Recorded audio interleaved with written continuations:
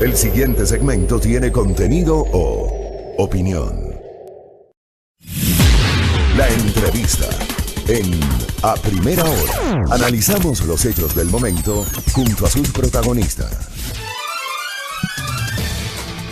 Bueno, 8:11. Tan delicioso el café Buen Día. Resulta que ya nos hemos tomado 3 tazas. Sí. Yo pensaba que eran 2. Para pasar los malos tragos del análisis económico. Claro que sí. Y yo decía, de la macroeconomía hablemos de la microeconomía, porque es interesante también hablar de finanzas populares. A ver, ¿qué pasa con aquellos ecuatorianos que perdieron su empleo? Aquellos que formaron parte del sector público y resulta que se quedaron sin trabajo. Siempre se ha hablado sobre la necesidad de comenzar o de tratar de emprender, pero en este país no es que se sople y se hace botellas. ¿Qué opina Valeria Llerena, directora de la Red de Instituciones Financieras de Desarrollo, sobre la situación económica del país? Con Diego Borja hablamos de lo macro, hablemos de lo micro. Valeria, ¿cómo está usted? Bienvenida. Bienvenida, buen día. Buenos días, muchas gracias por el espacio. ¿Cómo está la situación económica a nivel de las microfinanzas, de las finanzas populares? Bueno, justo como usted mencionaba, creo que la situación económica establece que hay mucha gente que hoy necesita emprender, necesita generar sus propios recursos a través de empleo propio.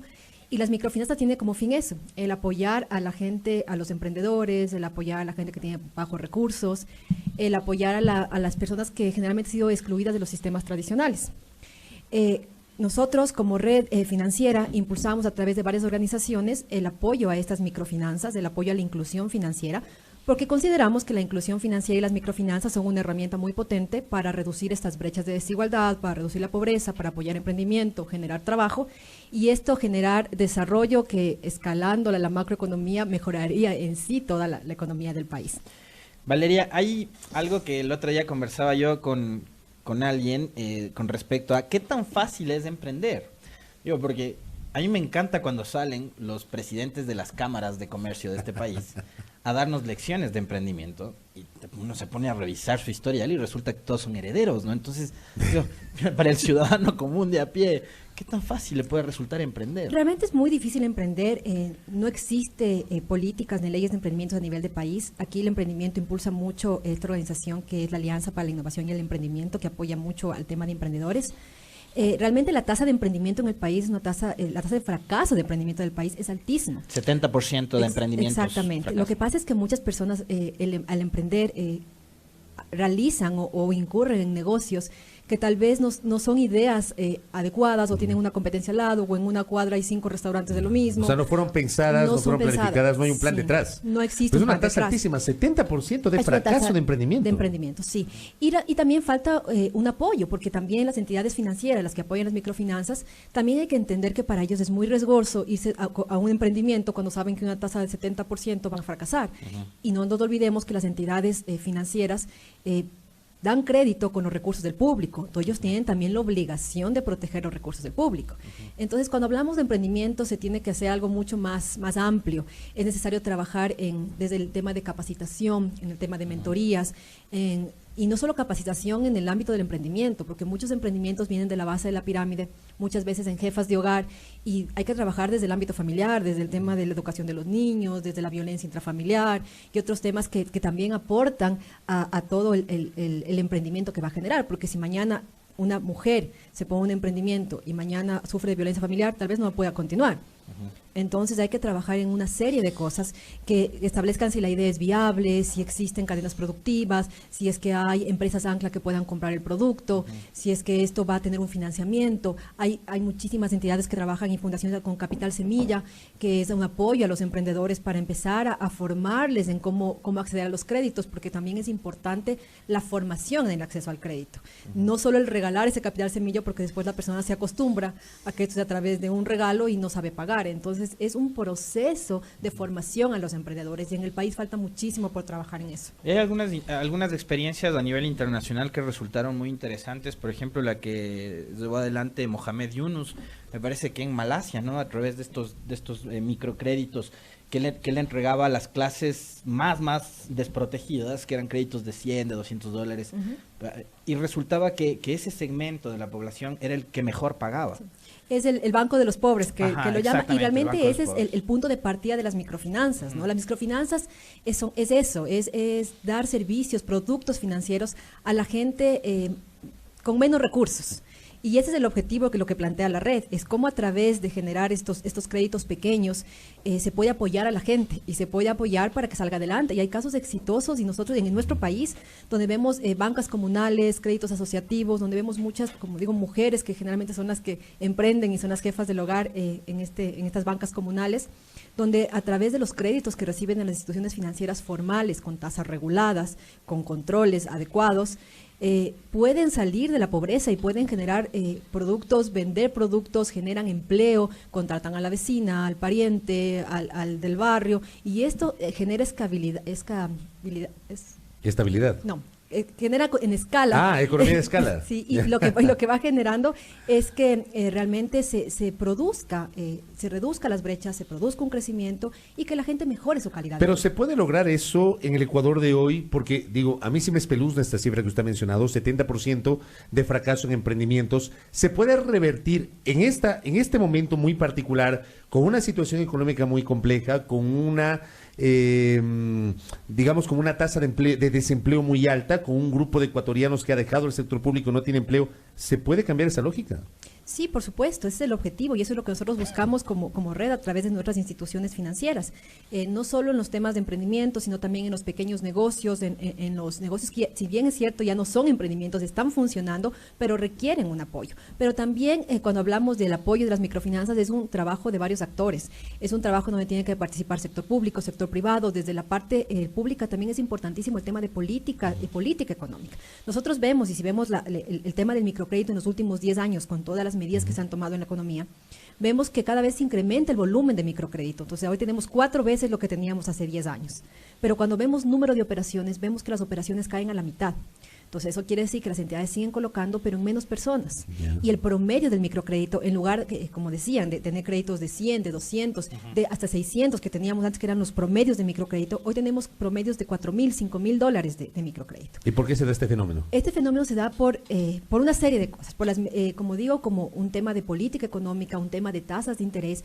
Para las entidades es mucho más fácil colocar 10 créditos de $10 que 100 de uno. Entonces, para las entidades también es más complejo, es una metodología más cara y muchas veces prefieren salir de esos segmentos más bajos que tal vez son más costosos para ellos porque tal vez no les cubre, el costo del crédito no les cubre los costos internos que tienen. Entonces hay que trabajar en una serie de políticas, desde cómo fijar las tasas de interés de una forma técnica, desde cómo establecer adecuados segmentación de crédito, cómo establecer incentivos para que la gente siga colocando en los segmentos más bajos de la población, pero también hay que establecer desde el lado privado, y eso también hay que reconocer, invertir en tecnología, invertir en canales adecuados para llegar a la gente, trabajar en nuevos productos y servicios que cubran necesidades. Entonces es un trabajo conjunto. Entonces, es por eso que nosotros a través de la red lo que promovemos es que se establezca una estrategia de inclusión financiera, que es una estrategia que se involucra en todos los actores públicos, actores privados, bancos, cooperativas, ONGs, incluso los organismos multilaterales, con el fin de generar un plan de acción ordenado en donde todos participen. ¿Hay que hacer una reforma legal o simplemente es una cuestión de política pública? Es todo, es una cuestión de política pública que incluye una reforma legal. Hay que hacer una reforma legal. Por supuesto. Incluye no solo una reforma legal, sino una reforma normativa, más allá de las leyes que son el paraguas, sí las normas que establece la Junta y cada superintendencia. En los diferentes aspectos, como decíamos... El tema de tasas de interés, por ejemplo, ese es un papel de la Junta de Regulación de Política y Regulación Monetaria y Financiera. Se lo puede hacer directamente a través de una resolución de esta Junta. Por supuesto. Y ahí hay que establecer una metodología técnica de cómo se deben fijar las tasas de interés para que también apoyen y que den un incentivo a la colocación. El tema de aprobación de canales electrónicos, por ejemplo, es muy difícil. El tema de productos digitales, de cuentas virtuales, todo eso es muy difícil, corresponsales no bancarios. Entonces, todo esto puede ser normado a través de resolución. Pero no tiene sentido que sea tan difícil en momentos en los cuales evidentemente el mundo ha caminado a la digitalización, no serían los servicios bancarios o servicios financieros. Sí, es por eso que vamos hacia allá. Lo que sí es bueno y creo que es importante también señalar es que a través de ese impulso que queremos dar como red a la inclusión financiera, este último año hemos trabajado en mesas públicos y privadas y creemos que este es el momento muy oportuno porque existe una apertura importante del sector público. tanto de superintendencias, de la Junta, del Banco Central. Creo que todos están aportando y creo que todos están conscientes que es el momento de trabajar en una estrategia de inclusión financiera. Porque es lo que mencionábamos, la inclusión financiera aporta al país. Entonces todos están conscientes que si fortalecemos desde abajo, desde la parte micro, esta colocación de créditos en el sector menos favorecido, va a aportar al desarrollo de la economía, va a reducir brechas y va a reducir pobreza. Esto que usted nos acaba de decir, entiendo, va a ser materia de análisis en un encuentro que van a tener ustedes esta semana en la ciudad de Manta, provincia de Manabí, ¿verdad? Sí. La Red Financiera realiza un foro anual, este año lo hacemos en la ciudad de Manta. Es un foro que está dirigido, un espacio que está dirigido a 600 personas de los sectores públicos y privados, principalmente de la banca, cooperativas, ONGs, aseguradoras y sector público o tomadores de decisión.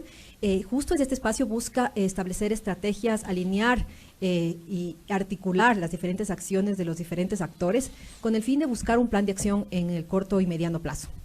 Este foro, como mencionamos, trata de temas muy importantes. Por ejemplo, vamos a hablar mucho del fintech, de los fintech, vamos a hablar de desarrollo de estrategias digitales en las entidades financieras, casos de éxito en América Latina. Vamos a hablar de la normativa, de qué cambios debemos hacer la normativa para generar inclusión financiera.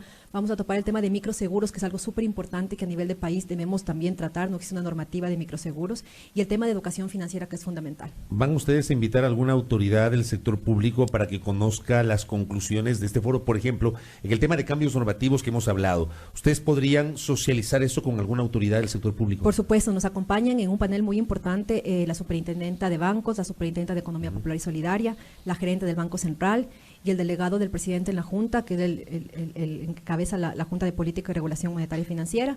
Nos acompañan en un panel donde se va a discutir justo eso, cuál es la importancia desde el ámbito de control y regulación que favorezcan al tema de las microfinanzas en el país. Correcto. Este es un tema evidentemente de profundo interés. Nos ha hablado nuestra invitada de la necesidad de mirar los ojos hacia la economía popular y solidaria y, por cierto, la necesidad de comenzar a hablar de cambios normativos. ¿Qué tan útil, Valeria, hubiese sido continuar con el plan de bancarización en el sector rural para incorporar esos sectores a por ejemplo, la utilización de sistemas electrónicos o en línea de la banca?